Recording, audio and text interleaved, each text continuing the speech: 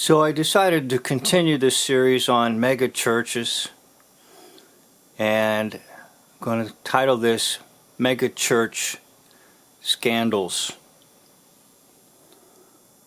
Now the book is called High on God: How Mega Churches Won the Heart of America by James Wellman, Katie Coran, and Katie Stockley, published in 2019.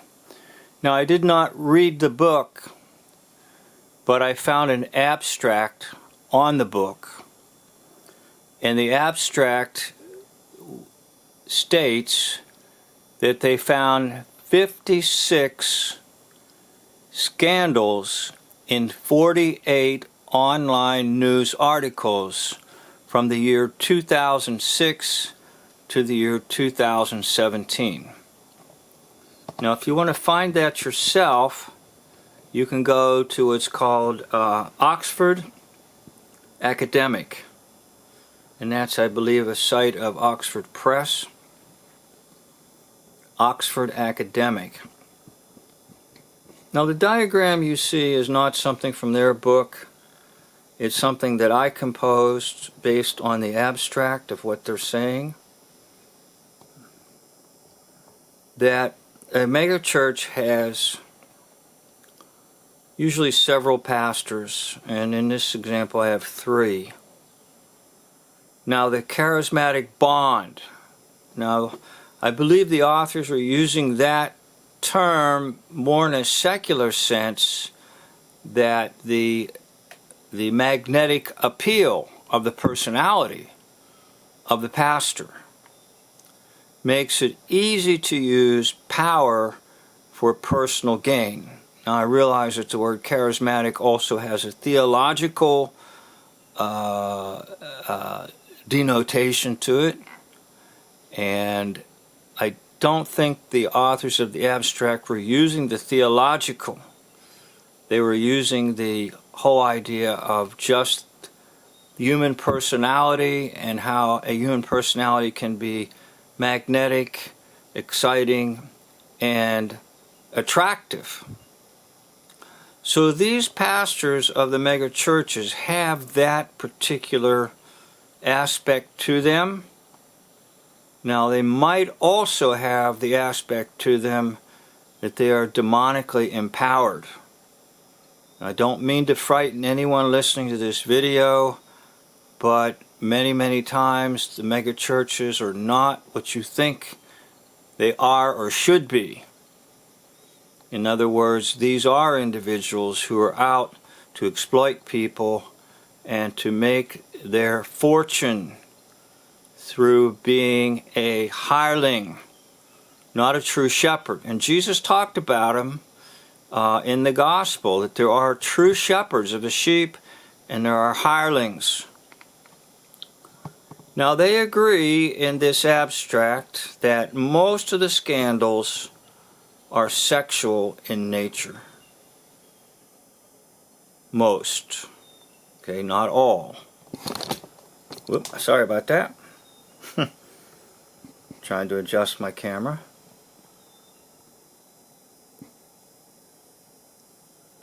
So, what happens to a mega church is this: that there is some type of scandal,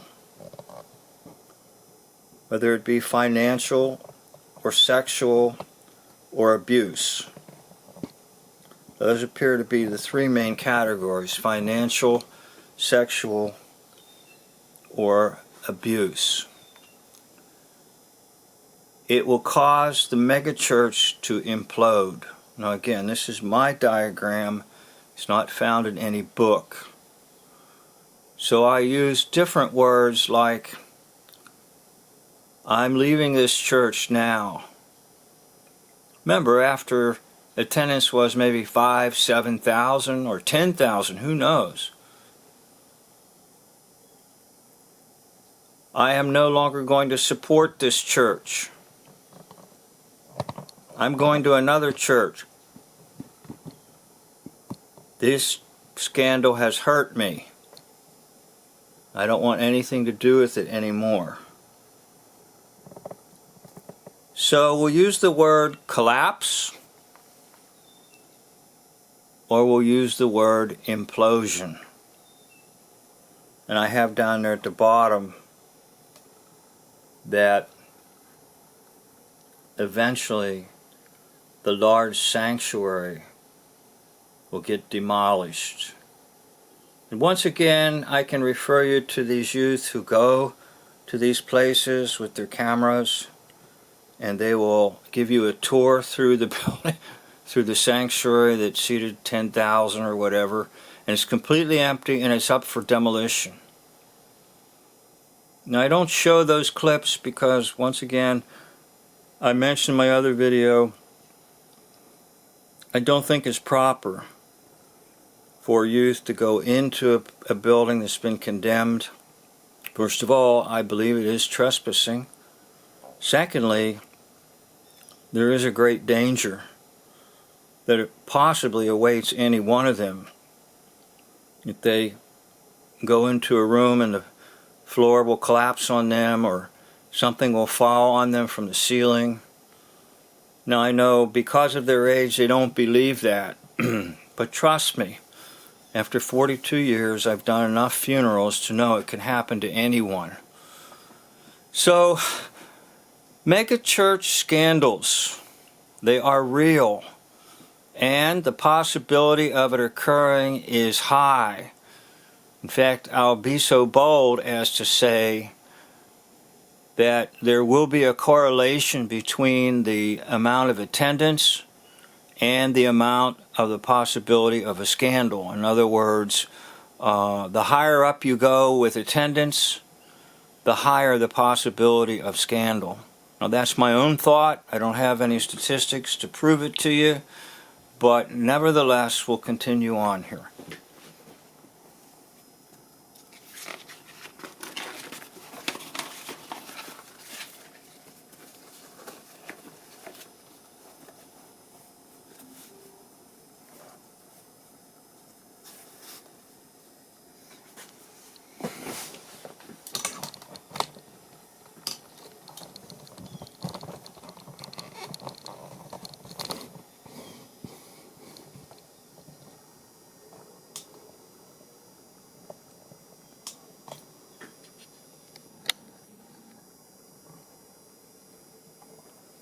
So we're going to look at some church scandals. Gateway Church in Dallas, Texas, which includes main church and 9 campuses. Robert Morris admitted to inappropriate sexual behavior. This church at one time, I believe, had a little bit of fame to it in that President-elect or campaigning for whatever Donald Trump visited there. 12-year-old Cindy Klimshar was molested for several years, and it began at age 12. Now you can see NPR News, called KERA, K-E-R-A News, and they will outline it for you. But he admitted to it. There's the title of the article.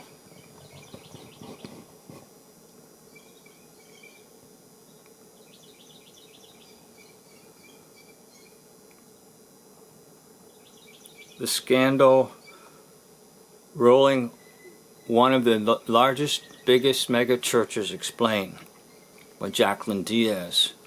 Published June 28th, 2024. So this video is being done in July of 2024. So you can check into it. Gateway Church, Dallas, Texas. 9 campuses. Major scandal. Well, let's go to Australia. Hillsong Church.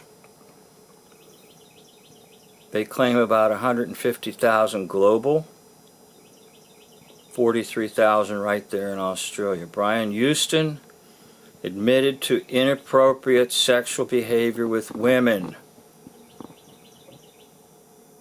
Other things associated with this so-called church: marital affairs,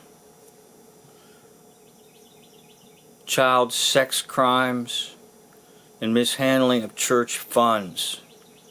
Now, a documentary was done, I believe by Discovery, called Hillsong: A Megachurch Exposed. Now, once again, if you get back to my other videos, you'll see a lot of this began about 1965, when the so-called Jesus generation was saying they're Christians. And all the rock music was welcomed into the church. And not only the rock music, but the worldliness was welcomed, and sin was not preached against or condemned. So basically it was like welcoming a wolf in sheep's clothing into the church. In the United States, it would have started somewhere around 1965 or so, and location would have been California, and the key actors at that time would have been Chuck Smith, Lonnie Frisbee, Chuck Girard, and a host of others. And I did some work on the Jesus Revolution book. I think I did 10 videos, and I will show you in the book that they were developing what they called the new ecclesia. It's a Greek word for church. There is no new church. The church is the church that Jesus drew up in Caesarea Philippi with Peter. Thou art Peter, and upon this rock I will build my church. The church is the church in the days of the book of Acts when the Holy Spirit came down. The church is the church in the Roman persecution. The church is the church after the Roman persecution, under Constantine's leadership.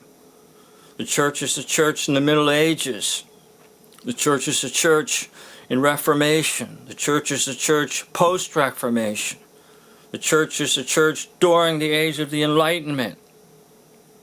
The church is the church during the Industrial Revolution. The church is the church during the modern era. The church is the church during postmodern era. There is no new church. Don't you understand that? These are liars. They lied to you. There's nowhere in the Bible that talks about a new church. Now, the Bible does talk about a new covenant, and that is what Jesus drew up, a new covenant with His blood. The Bible talks to us about the new heavens and the new earth and the new Jerusalem. But the Bible does not talk to us about a new church. Well, anyhow, you can see I rant and rave a little bit, because somebody has to rant and rave and get some things established here.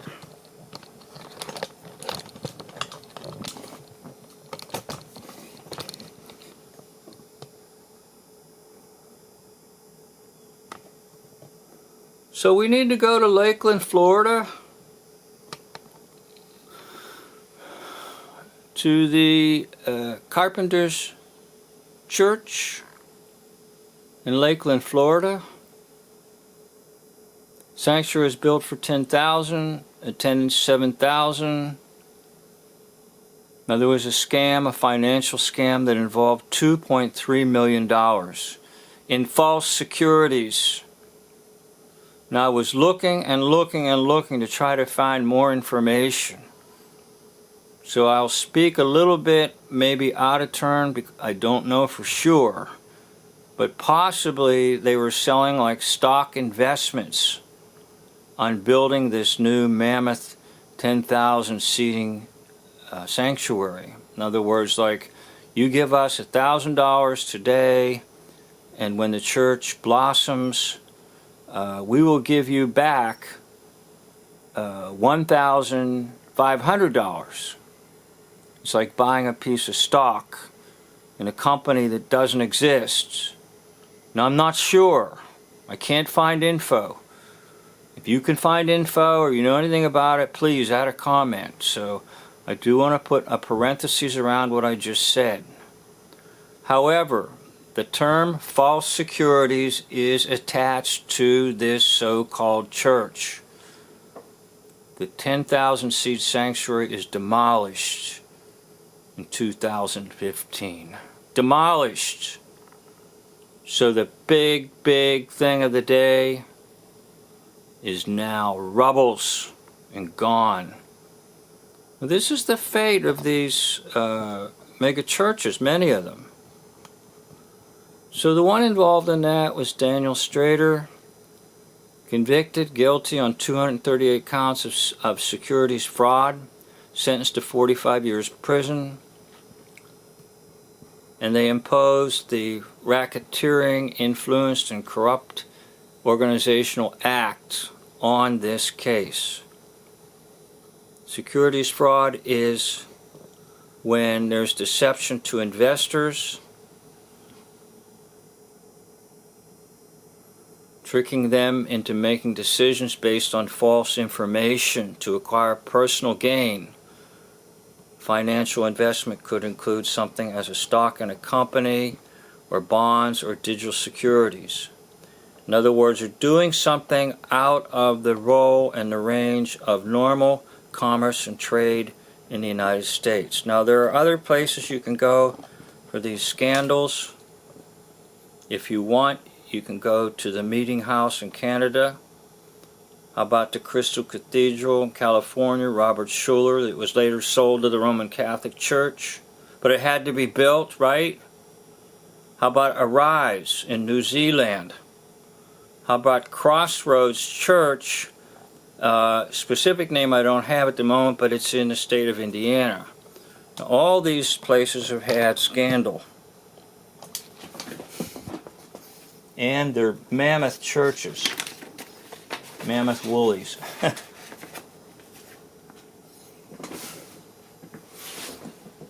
So, what about, as far as for me, have I been around or been near any of stuff like this? Not exactly, because I've been serving in small churches most of my life. In fact, all my life.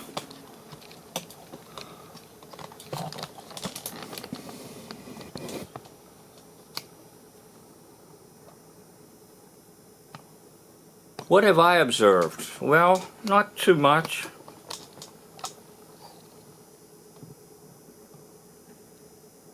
But I do know this in one particular church. I call it a quasi